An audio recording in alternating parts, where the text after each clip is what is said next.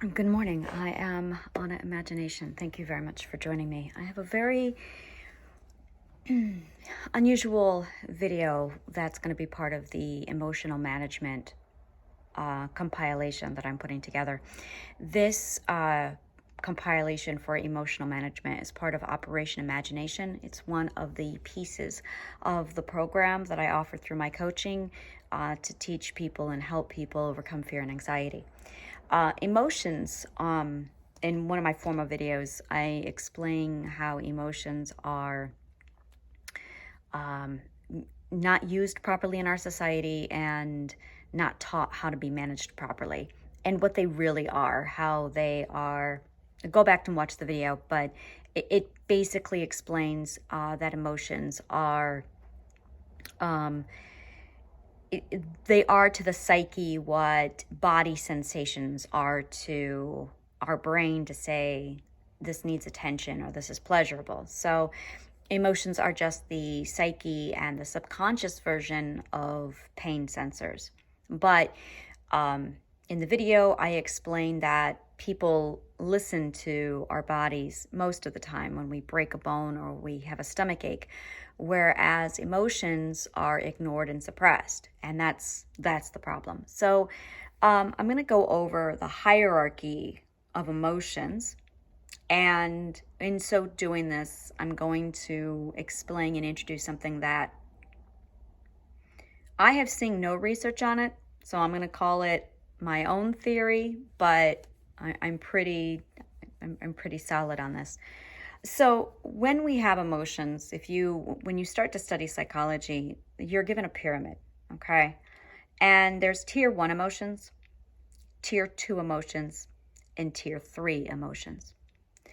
These are actually called primary emotions, secondary emotions, and tertiary emotions. And a primary emotion is this will actually be easier if I explain it going backwards. So a tertiary emotion is actually, this is going to be fun. Think about Pokemon, okay?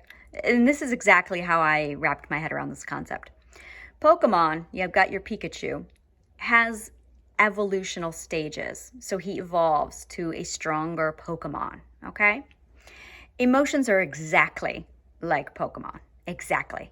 You have your adorable little Pikachu level, primary 1, and then you've got your level 2 Pokemon Pikachu. I think Raichu is what it's called. And then you've got your third. I don't know if Pikachu goes up to a third, but let's assume he does. Let's just amuse me for a bit. Okay, the point is, this isn't about Pokemon. This is how emotions are. Anger is a great example of this emotion. Anger is what psychologists call a tertiary emotion. And the reason why, actually it's a secondary emotion, is because when you feel anger, it's not actually, it's an evolved form of another emotion. So emotions run on validation, being validated and being invalidated. Kind of like pain in our body is on a scale of 1 to 10. How would you rate your body or your pain? And you say, oh, my pain is at a level 5. Now, let's say your pain is a level 1, and then you don't take care of it and it gets worse.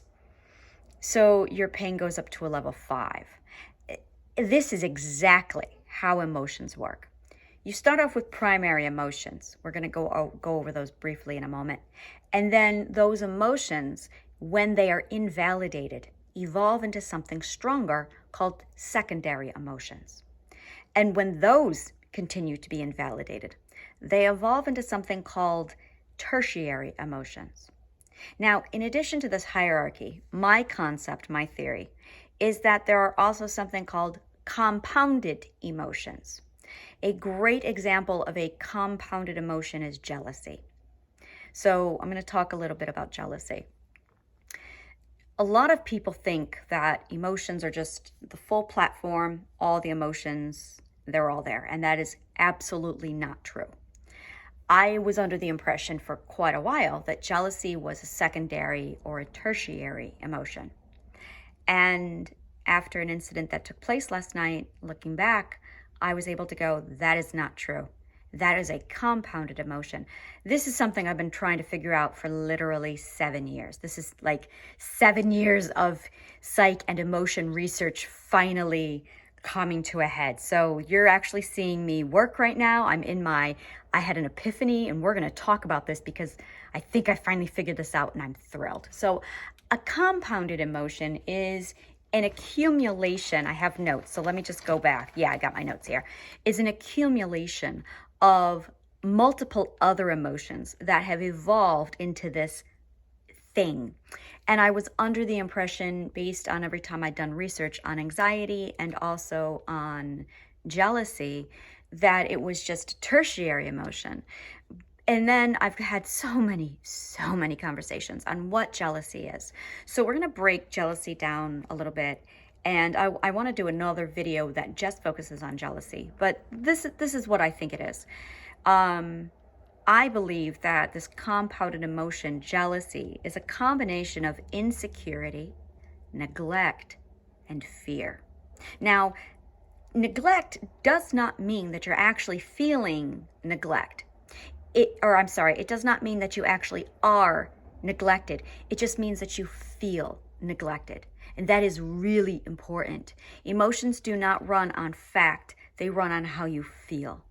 So if you are in a state of feeling insecure and you're feeling neglected and you're afraid, it's going to take a very small catalyst to turn all of that into jealousy. Now, when you think of the way tertiary emotions work and secondary and primary emotions, and you combine all of that with a compounded emotion, you now have levels of jealousy, because fear is a primary emotion. It's one of the first emotions we start off with. There's only a very small amount of primary emotions. But when they grow, they not only grow, but they can split. So, for instance, you have fear. Fear can turn into anger, or it can turn into anxiety. Well, no, it can't turn into anxiety because that's control. But it can also turn into a state of shutting down. It can turn into many things. So with fear, it's a very, each emotion is very complex, and they have their own paths. And there's millions of different ways that all of the emotions can go, so that when you go down one road, and again, this is all theoretical, so to speak. The hierarchy is not the primary, secondary, tertiary. This is all still in the works, if it makes sense. So when you have an emotion like fear, that's part of jealousy. That fear could be a primary emotion, a level 1 emotion of fear, or it can be an evolved stage of fear. So in my situation last night, my level fear was a level 2 or a level 3. So it was a tertiary evolutional stage of fear. It wasn't the primary emotion fear. And so it had evolved into anger. So I had insecurity, feeling of neglect, in addition to anger. And when that piled together, it manifested the jealousy into a whole nother level.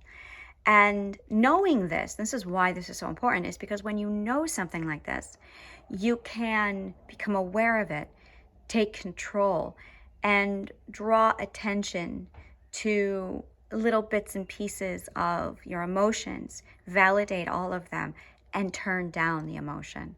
And that's actually how emotions work, is once you validate them, you de-evolve them.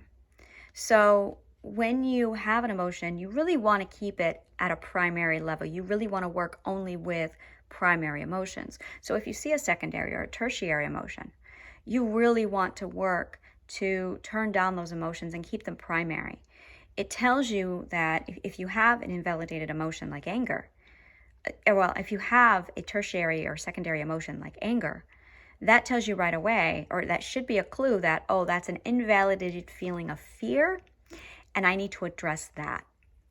So once you start addressing your fear and validating the anger will de-evolve into fear again. And now you can address the fear. So it is imperative when handling emotions that you become familiar with the primary emotions, the secondary emotions, the tertiary emotions, and introducing compounded emotions. That way you can identify all the pieces and all the stages of your emotions, validate them, and turn them down. And I'm going to say this again. Invalidation is a huge core of emotional management.